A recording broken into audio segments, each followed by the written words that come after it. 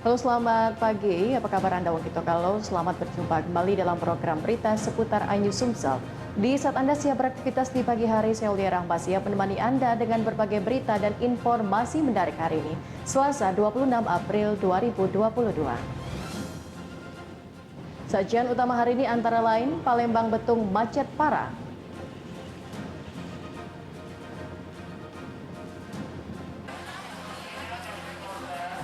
Warga padati kantor pos untuk pencairan BLT.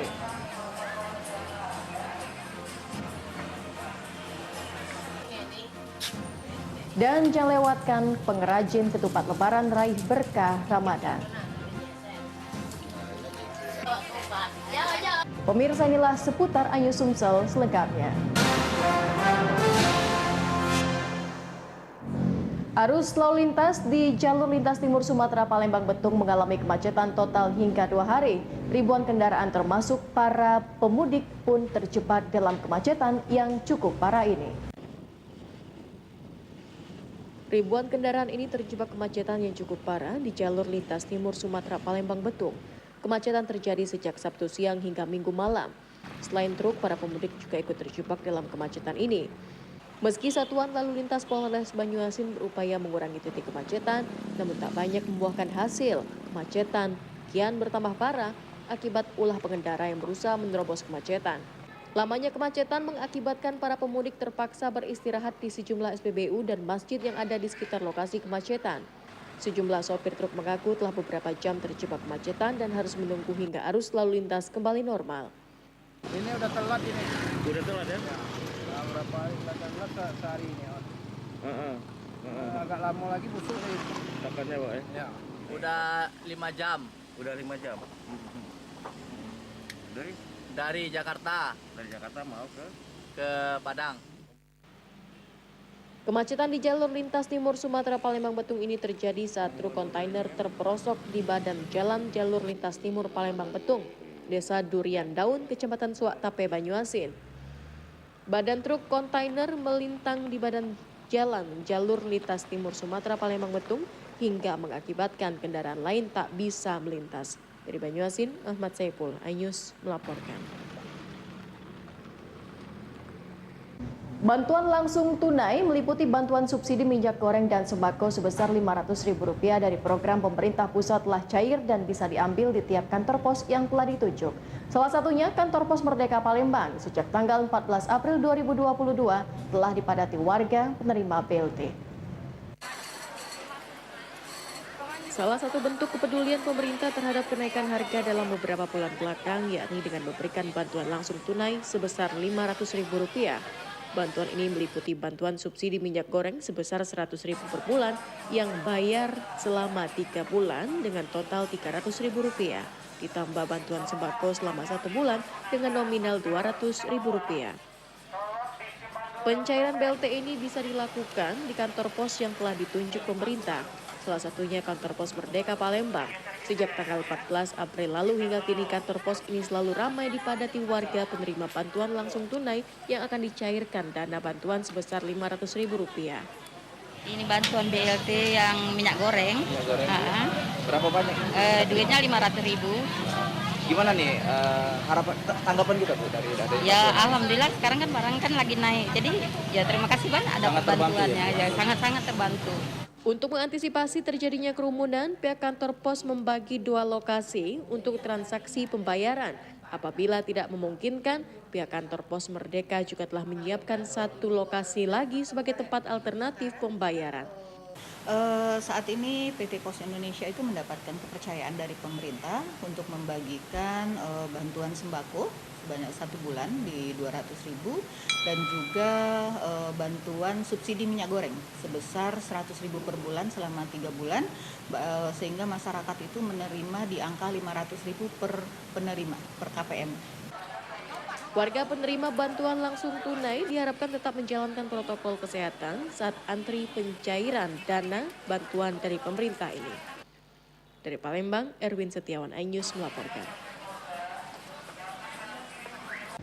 Dan pemirsa, setelah 14 kecamatan melaksanakan bazar murah sembako, bersisa 4 kecamatan lagi yakni Kertapati, Pelaju, Jakabaring, dan Ilir Barat 1 Palembang akan menggelar bazar murah sembako. Pemerintah Kota Palembang mengajak seluruh masyarakat memanfaatkan bazar murah ini untuk memenuhi kebutuhan pokok menjelang Idul Fitri 1443 Hijriah. Upaya pemerintah Kota Palembang dalam membantu masyarakat selama bulan suci Ramadan hingga jelang Lebaran, yakni dengan menggelar bazar murah sembako yang tersebar di 18 titik tiap kecamatan. Bazar murah sembako ini diharapkan mampu menekan dan menjaga stabilitas harga menjelang Idul Fitri yang biasanya meroket dan sangat memberatkan masyarakat. Hingga saat ini pelaksanaan bazar murah sembako telah berjalan di 14 titik di tiap kecamatan dan bersisa 4 kecamatan lagi, yakni Kertapati, Laju, Jakabaring, dan Ilir Barat 1 Palembang. Wakil Wali Kota Palembang Fitrianti Agustinda mengajak seluruh masyarakat untuk memanfaatkan momen bazar ini untuk memenuhi kebutuhan pokok menjelang Lebaran. Fitrianti juga memastikan harga bahan pokok yang ada di bazar ini relatif lebih murah dan aman dari zat-zat berbahaya. Antusias warga luar biasa sekali, mengingat memang kebutuhan sembako ini menjadi sangat penting di bulan suci Ramadan juga Idul Fitri. Oleh karena itu kami berterima kasih sekali dengan adanya kegiatan ini. Mudah-mudahan dengan adanya kegiatan bazar murah ini betul-betul bisa meringankan beban warga masyarakat untuk mencukupi kebutuhannya. Pemerintah Kota Palembang akan terus berupaya menekan harga kebutuhan pokok masyarakat menjelang Lebaran agar warga dapat memenuhi kebutuhan pokok saat Lebaran. Dari Palembang, Erwin Setiawan Ayus melaporkan. Sementara itu pemirsa, kisru sengketa tanah antara mantan notaris selaku penggugat dan tergugat seorang dokter di Palembang memasuki babak baru. Dokter yang dituduh menyerobot lahan memenangkan gugatan setelah pengadilan menolak gugatan mantan notaris. Upaya hukum dari tim kuasa hukum Zulfikri Sitompul serta Syarif Zubir yang menggugat Dr. Ansori ke pengadilan negeri dengan tuduhan penyerobotan tanah seluas 18.000 hektar di Jalan Kebun Sayur, Kelurahan Kebun Bunga, Kecamatan Sukarame, Palembang, kandas di pengadilan dan ditolak hingga tingkat peninjauan kembali di tingkat Mahkamah Agung. Gugatan yang ke-11 kalinya dilayangkan oleh para penggugat kembali dimenangkan tergugat. Gugatan yang dilayangkan Syarif Zubir dan Zulkifli Sitompul selaku penggugat dibentahkan Hakim Pengadilan Negeri Palembang dengan amar menolak gugatan yang diajukannya. Penggugat akhirnya mengajukan upaya hukum peninjauan kembali dan kembali ditolak majelis hakim. Adanya amar putusan ini, kuasa hukum tergugat membantah semua tuduhan mafia tanah yang dituduhkan penggugat kepada tergugat. Kuasa hukum tergugat Nur Mala menyatakan surat kepemilikan tanah milik Dr. Ansori atau tergugat bersifat otentik dan telah berkekuatan hukum tetap. Tidak ada alasan hukum bagi pihak-pihak tersebut mengaku sebagai pemilik karena putusan tersebut sudah ingkrah yang tidak dapat diganggu gugat. Mana amar putusan PK itu berbunyi menolak permohonan PK yang diajukan oleh Zulkifli Sitompul SH, menghukum permohonan pemohon peninjau kembali dan membayar biaya perkara 2.500.000. Apa yang menjadi alasan pertimbangan hukum Majelis Hakim tingkat PK? Ini sangat bagus putusannya. Kuasa hukum tergugat juga melaporkan pihak penggugat ke polisi dengan tuduhan pencemaran nama baik. Dari Palembang, Guntur Yansyah Ainus melaporkan. Dan pemirsa, seorang pria beristri di Palembang tega mencabuli anak tirinya yang baru berusia 11 tahun dengan iming-iming akan dibelikan kuota belajar internet. Pelaku ditangkap setelah dilaporkan istrinya atau ibu korban. JP, pria yang telah beristri ini tak berkutik saat diringkus unit perlindungan perempuan dan anak Polrestabes Palembang. JP terlibat kasus pencabulan terhadap anak tirinya sendiri. Pelaku diringkus di rumah kontrakannya setelah istri pelaku atau ibu dari korban membuat laporan di Sentral Pelayanan Kepolisian Terpadu Polrestabes Palembang. Kepada polisi, tersangka mengaku sudah 2 kali melakukan aksi bejatnya di rumah kontrakan di kawasan Jakabaring, Palembang. Dalam melancarkan aksi bejatnya, pelaku menjanjikan membelikan kuota internet untuk belajar online. Aksi tersebut dilakukan pelaku saat rumah sedang sepi karena ditinggal istrinya berjualan. Awalnya korban takut menceritakan ulah ayah tirinya karena ancaman, namun karena tak tahan menahan sakit pada bagian sensitif, akhirnya korban bercerita kepada ibunya. Tersangka ini dia melakukan perbuatan yang tercela kepada anak tirinya sendiri berusia 11 tahun dengan mengiming-iming memberikan kuota internet. Atas perbuatannya, pelaku dijerat Undang-Undang Perlindungan Perempuan dan Anak dengan ancaman 15 tahun kurungan penjara. Dari Palembang, Muhammad David iNews melaporkan. Pemirsa, pengrajin ketupat lebaran meraih berkah Ramadan. Saksikan beritanya sesaat lagi.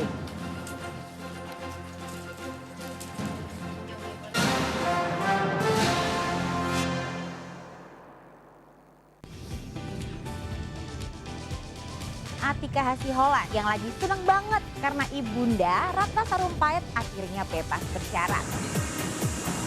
Kali ini Ruben akan melaporkan oknum yang dianggap menghina Betan dan Thalia Onsu. Digelar di kediaman Jennifer, pasangan ini sampai merogoh kocek ratusan juta rupiah demi menggelar pesta meriah.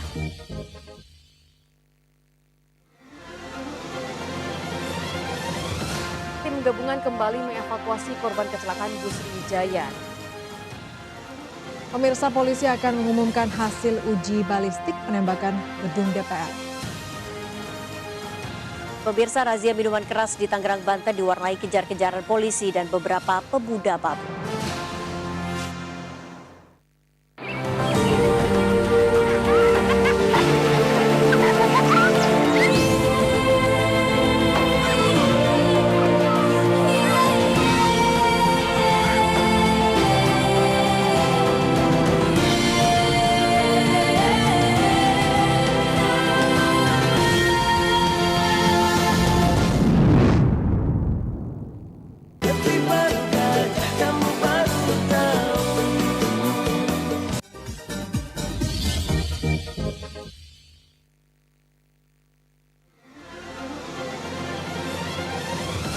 Tim gabungan kembali mengevakuasi korban kecelakaan bus Sriwijaya.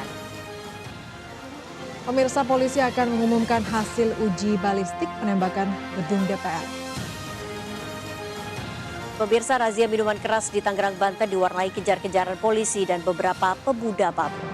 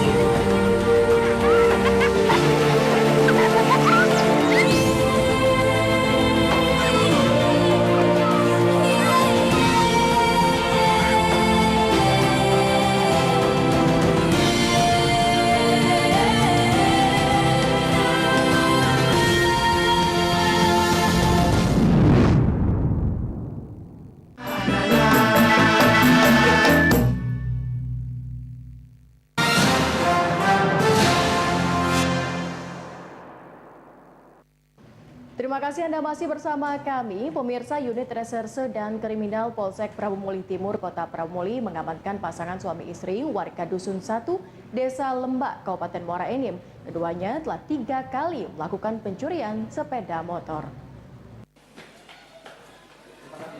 Dengan tangan di borgong, pasangan suami istri pelaku pencurian sepeda motor dengan modus meminjam sepeda motor korbannya ini tertunduk malu saat digiring petugas untuk mempertanggungjawabkan perbuatannya.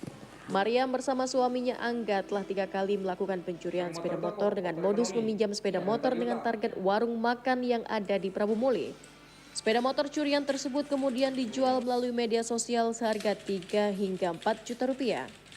Kamu siapa waktu menarik motor itu? Dewean, Pak. Dewean, Cak mana cara melarikan motor itu? Apa motifnya, modusnya? Minjem, Pak. Dia suruh nunggu di kontrakan, aku minjem motornya bentar. Aku lari ke motornya. Kepala Unit Reserse dan Kriminal Polsek Prabu Muli Timur, Ibda Haryoni Amin menyatakan modus yang digunakan pelaku termasuk baru di Prabu Muli. Pelaku ditangkap di salah satu halte saat tengah mencari korban barunya. Dia memesan makanan melalui nomor HP di toko-toko korban. Mungkin 2-3 kali memesan makanan sehingga korban percaya. Setelah itu pelaku meminjam motor kepada korban dengan alasan mungkin mengantar Ayu atau ngambil uang, kemudian tidak mengembalikan motor lagi. Dari tangan pelaku, petugas mengamankan barang bukti 1 unit motor Matic beserta surat kendaraan dan 1 unit handphone. Kedua pelaku dikenakan pasal 372 tentang penggelapan dengan ancaman hukuman 4 tahun penjara. Dari Prabu Mulih, Beri Prima iNews melaporkan.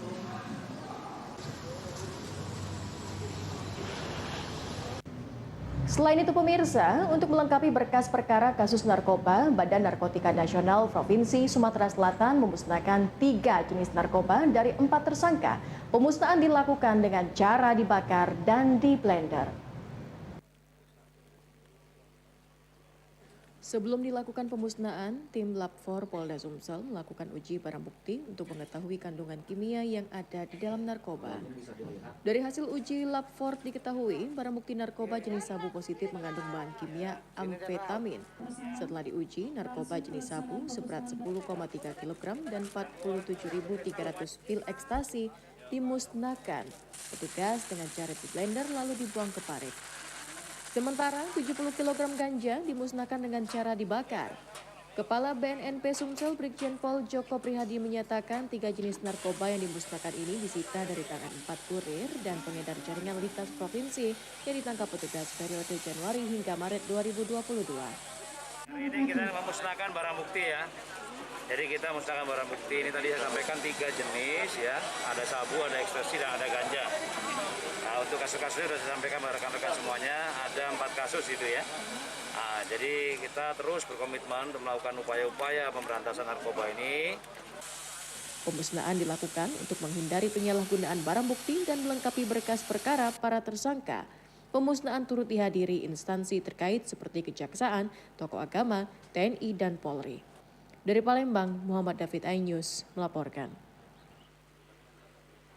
Pemirsa, menjelang Idul Fitri 1443 Hijriah, para pengrajin ketupat di Kampung Kreatif Lorong Lama, Kecamatan Pelaju, Palembang meningkatkan jumlah produksi ketupat. Ketupat lebaran ini selalu menjadi buruan warga untuk disajikan saat lebaran tiba. Jelang Idul Fitri 1443 Hijriah, permintaan ketupat di Kota Palembang melonjak drastis. Hal ini terlihat dari meningkatnya produksi ketupat dari para pengrajin yang ada di Kampung Kreatif, Jalan DI Panjaitan, Lorong Lama, Kecamatan Pelaju, Kota Palembang. Nur Hayati, salah satu pengrajin ketupat, menyatakan dirinya mulai memproduksi ketupat 5 hari sebelum puasa, mengingat permintaan ketupat jelang lebaran mengalami lonjakan yang cukup signifikan. Momen ini pun dimanfaatkan para pengrajin untuk mencari rezeki. Berkah Ramadan juga dirasakan Romina yang mengalami keuntungan yang cukup signifikan dari hasil penjualan ketupat lebaran. Hingga saat ini dirinya telah menjual 8.000 ketupat lebaran.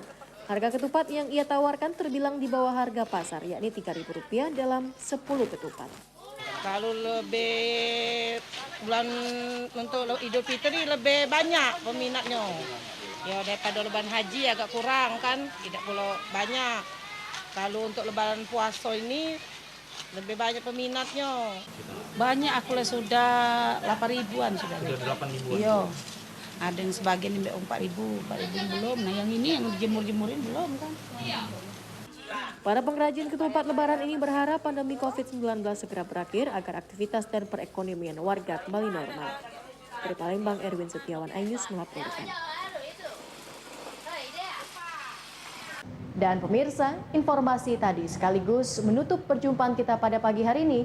Saya dan kru yang petugas undur diri dari hadapan Anda. Selamat beraktivitas. Saya Aulia Rahma. Sampai jumpa.